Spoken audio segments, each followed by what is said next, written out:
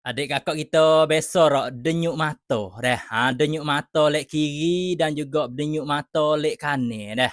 Tu dia ada demo royak katanya apabila denyuk mata lek kiri ni nak berjumpa dengan akara-akara yang tak comel ataupun nak berjumpa dengan benda balah batah adik kakak kita dah. Tu dia.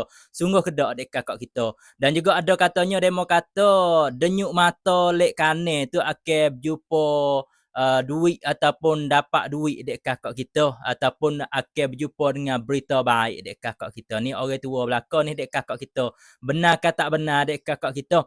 Jadi pada kali ni kita tengok di dalam bahagian maklumat dek kakak kita bagi siapa-siapa yang denyuk mata dek kakak hok ni tak ada nak sabit dengan benda baik tak baik dek kakak demo katanya kiri nak teyok dah dan juga kanan nak boleh duit dah.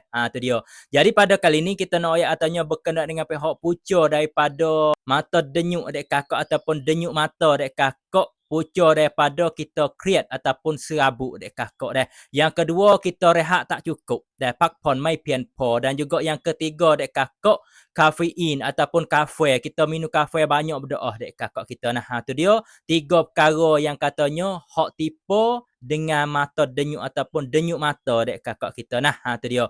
Jadi pada kali ini mudah-mudahlah dek kakak kita bagi siapa-siapa yang denyuk mata dah minta ifak kita saya tu rehat mata atik dah.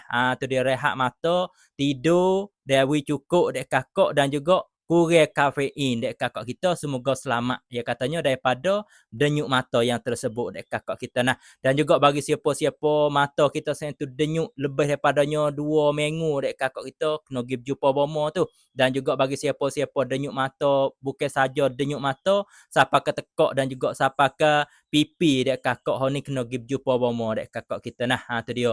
Bukan sabit dengan denyuk mata nak baik tak baik dek kakak dah. Satu daripada kriat ataupun serabut, yang kedua pak ponoi ataupun rehat tak cukup, yang ketiga kita minum kopi ataupun kafein banyak berdoa dek kakak kita, wifak kita kurang-kurang dan juga we rehat banyak dek kakak kita, insya-Allah hingga daripada denyuk mata dek kakak kita nah.